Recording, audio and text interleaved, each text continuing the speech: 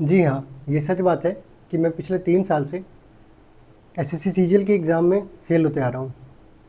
आखिर ऐसे कौन से कारण थी जिसकी वज़ह से मैं 2022, 2023 और 2024 में इन सभी सालों में मैंने सीजीएल का प्री तो क्लियर कर लिया, लेकिन कभी भी मेंस क्लियर नहीं कर पाया।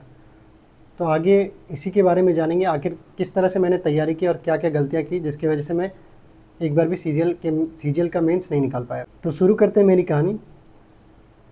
मेरी कंपटीशन की कहानी स्टार्ट होती है 2019 से। 2019 में मैं ग्रेजुएशन पार्ट 2 में था। उस समय से ही मैंने सोचा कि एसएससी सीजीएल की तैयारी करना है, तो मैंने ग्रेजुएशन के साथ-साथ एक ऑफ़लाइन ट्यूशन जॉइन कर लिया कंपटीशन एग्ज़ाम के लिए, मतलब एसएससी सीजीएल के लिए। उसके बाद मैं वहाँ पे 6 से 8 महीने वहाँ पे मैंने क्लासेस ली। उसके बाद कोविड आ गया, तो जितना भी सिलेबस हुआ था उसकी सहायता से और बाकी सब सभी घर पे जितना भी सिलेबस बच गया वो सभी मैंने घर पे बैठ के पढ़ाई की ऑनलाइन। और फिर मैं सीजीएल की तैयारी ही कर रहा था, लेकिन अचानक से ऐसा कुछ क्या हुआ मेरे मन में कि मुझे लगने लगा कि मैं एसएससी सीजीएल क्लियर नहीं कर सकता हूँ शायद, या और भी चीज़ें नेगेटिव्स, काफ़ी सारी चीज़ें उस टाइम पे सुनी मैंने कि सीजीएल के कुछ केसेस कोर्ट में चल रहे थे जो एग्ज़ाम रिलेटेड थे, कि और एग्ज़ाम डिले हो रहा था, क्वेश्चंस पेपर लीक हो रहे थे, यूएफएम एक चीज़ था, वो कई सारी चीज़ें थी जो आप उस टाइम के बारे में जब न्यूज़ में देखिएगा या यूट्यूब पे देखिएगा तो आपको मिलेगा। तो इन सभी कारणों से मैंने सीजीएल की तैयारी छोड़ने का डिसाइड किया और मैं फिर बैंकिंग की तैयारी करने लगा। तो मैंने कुछ दिन बैंकिंग की तैयारी की, फिर उसके बाद ग्रेजुएशन का लास्ट ईयर आ गया। तो ग्रेजुएशन लास्ट ईयर में मैंने लास्ट ईयर की पढ़ाई अच्छे से की, क्योंकि मेरे पार्ट 1 और पार्ट 2 में मार्क्स अच्छे नहीं थे। तो क्योंकि मुझे ग्रेजुएशन में भी मार्क्स अच्छे चाहिए था, तो मैंने ग्रेजुएशन के टाइम पे कंपटीशन की तैयारी छोड़कर सिर्फ़ और सिर्फ अपने ग्रेजुएशन पे फ़ोकस किया और पढ़ाई की। उसके बाद नेक्स्ट ईयर 2022 में मैं जैसे ही ग्रेजुएशन हो गया, बैंकिंग की तैयारी अच्छे से करने लगा और फिर मैंने बैंकिंग के एग्ज़ाम्स दिए। उसी साल आपको जैसे पता होगा कि 2022 में ही काफ़ी वैकेंसी आई, तो मैंने फिल कर दिया फॉर्म। फिर प्री का रिज़ल्ट आया सीजीएल का, प्री तो निकल गया, लेकिन उसके बाद समय कितना बचा, 1 से 1.5 महीना शायद, जहाँ तक मुझे याद है।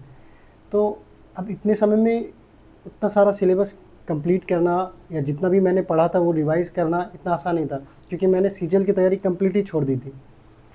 अब करना तो था, क्योंकि लग रहा था कि अगर सीजीएल में सिलेक्शन हो जाएगा तो वो काफ़ी अच्छा रहेगा। जैसे तैसे मैंने अलग अलग सारे कोर्सेज़ खरीदे, कुछ 1-2 कोर्सेज़ खरीदे मैथ्स के, इंग्लिश के, और 1-1.5 महीने में जो भी पढ़ाई किया और एग्ज़ाम दे दिया। लेकिन उस साल मेरा जो एग्ज़ाम था 36,000 वैकेंसी होने के बावजूद 9 मार्क्स से छूट गया, 9 से 10 मार्क्स से। तो 2022 का क्लियर नहीं हुआ। उसके बाद 2023 में मैं बैंकिंग की तैयारी कर ही रहा था, तो 2022 में बैंकिंग का भी कोई एग्ज़ाम नहीं निकला। उसमें बैंकिंग में भी मैंने प्री निकाला, लेकिन मेंस एक भी नहीं निकला। 2023 में मैं बैंकिंग की तैयारी कर रहा था और मैंने एक बैंक का एग्ज़ाम दिया, आईडीबीआई एग्जीक्यूटिव का, और उसमें मेरा सिलेक्शन हो गया और मैंने अगस्त में वहाँ ज्वाइन कर लिया।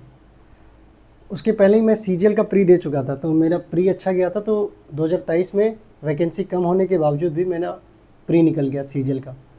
और जब मेंस आया तो मैं अपने जॉब में था आईडीबीआई में, तो जिस टाइम मेंस था मुझे टाइम एकदम नहीं मिलता था पढ़ाई करने का, और जैसे तैसे करके मैंने थोड़े बहुत पढ़ाई किया। और जब मेंस का एग्ज़ाम था तो फार्मूलाज रट लिए, थोड़े बहुत जीके पढ़ लिए और एग्ज़ाम देने चला गया। मुझे लगा कि फार्मूलाज पढ़ने से और थोड़ा जीके रिवीजन करने से एग्ज़ाम निकल जाएगा, लेकिन जब उसका रिज़ल्ट आया तो बहुत ही वो ख़राब रिज़ल्ट था वो, क्योंकि 2023 में मेरा 40 से 50 मार्क्स से सिलेक्शन छूट गया था।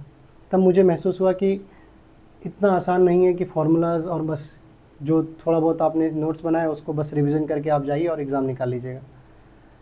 तो और जब तो मैंने सोचा कि अब क्या किया जाए, और मेरा वहाँ पे काम में मन भी नहीं लग रहा था, और मुझे लग रहा था कि मैं यहाँ के लिए शायद नहीं बना हूँ। तो आईडीबीआई एग्जीक्यूटिव का बात कर रहा हूँ मैं। तो मैंने डिसाइड किया 2024 में कि 2024 में मैं वो जॉब छोड़ दूँ। तो मैंने 2024 में वो जॉब छोड़ दिया। कई सारे कारण थी जिसकी वजह से मैंने वो जॉब छोड़ी, तो जिसके लिए मैं एक सेपरेट वीडियो बनाऊँगा, तो वो आप देख सकेंगे बाद में। तो फिर मैंने 2024 में अप्रैल में वहाँ से रिज़ाइन कर दिया, अप्रैल में घर आ गया। उसके बाद मैंने तैयारी स्टार्ट कर दी और इस बार मैंने सोच लिया कि सीजीएल क्रैक करना ही करना है। तो उसके बाद लेकिन मन में ऐसा था कि मैंने बैंकिंग की तैयारी बहुत अच्छे से की थी, तो ये लग रहा था कि अगर सीजल नहीं हुआ तो इससे अच्छा है कि थोड़ा थोड़ा बैंकिंग भी तैयारी किया जाए। तो मैंने अपने दिन के टाइम को इस तरह से बांटा कि 6 से 7 घंटे मैं सीजल की तैयारी करता था और 4 से 5 घंटे नहीं, 3 से 4 घंटे मैं बैंकिंग की तैयारी करता था। अब वैसे ही मैंने तैयारी की, बैंकिंग के भी एग्ज़ाम दिए, क्योंकि पिछला वाला बैंक मेरा प्राइवेट था और वहाँ पे वर्क कल्चर काफ़ी ख़राब था, तो मैंने सोचा कि गवर्नमेंट बैंक हो जाएगा तो काफ़ी अच्छा होगा। तो मैंने बैंकिंग की भी तैयारी की और सीजल की भी तैयारी की।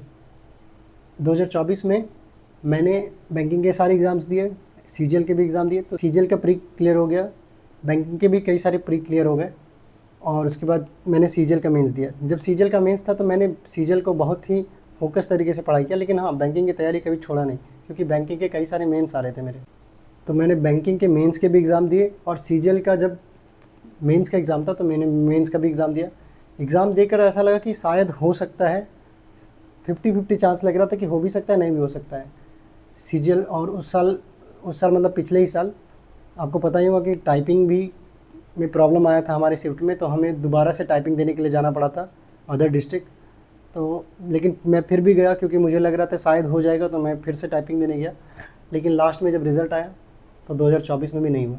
इस बार फिर से 2022 की तरह फिर से 9 से 10 मार्क्स में मेरा एग्ज़ाम छूट गया। 9 मार्क्स एग्जैक्टली, वो 9 मार्क्स था। तो फिर लगा कि सारा जो सीजल के लिए मेहनत किया तो वो सारा बेकार चले गया। लेकिन 2024 के लास्ट में जब मैंने एग्ज़ाम कुछ दिए और तो 2025 में मेरे बैंक के 2 एग्ज़ाम क्लियर हुए, एक आरआरबी क्लर्क और एक एसबीआई क्लर्क। तो अभी मैं एज ए एसबीआई क्लर्क काम कर रहा हूँ। तो मेरी कहानी से आप अगर ये सीख सकते हैं कि जब आपकी एज है पढ़ने वाली, अगर आप 21 साल के हैं, 22 साल के हैं, 23 साल के हैं और आप सीजल निकालना चाहते हैं, तो आपको बहुत ही फोकस्ड होकर पढ़ाई करना पड़ेगा।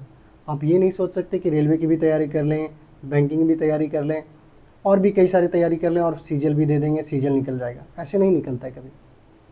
आपको सीजल की फुल फोकस्ड तैयारी करनी पड़ेगी। तो मेनली मेरी एक ही गलती ये थी कि मैं कभी फोकस्ड होकर सीजल की तैयारी नहीं कर पाया। और जब मैंने किया था सिर्फ सीजल की तैयारी, तो उसके बाद कई सारे ब्रेक आए, जैसे ग्रेजुएशन का ब्रेक आया, फिर उसके बाद बैंकिंग तैयारी करने लगा। तो वो सारे ब्रेक की वजह से मेरा सीजल का फ्लो छूट गया था। तो जब आप पढ़ाई करें तो कंटिन्यूस करें, कब 1 साल में 2 साल में हारे नहीं। अगर आपको सीजल निकालना है, सीजल में जॉब चाहिए, तो अपने आप को 3 साल, या अगर आपके पास आप उसको अफोर्ड कर सकते हैं, आपके घर वाले आपको प्रेशर नहीं कर रहे, तो आप 4 साल भी खींच कर पढ़ाई कर सकते हैं। और अगर आप 2 से 3 साल मेहनत करेंगे तो ज़रूर आपका सीजल में सिलेक्शन होगा। वरना अगर आप चाहते हैं कि बहुत जल्दी जॉब हो जाए, 1 साल में 2 साल में श्योर जॉब हो जाए, तो आप बैंकिंग की भी तैयारी कर सकते हैं।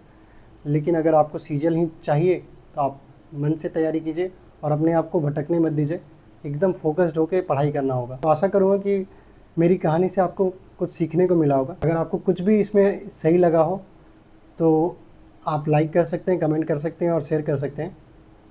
और अगर आप कुछ सजेशंस देना चाहते हैं कि मैं आगे किस तरह के वीडियोज़ बनाऊँ, तो आप ज़रूर कमेंट करें।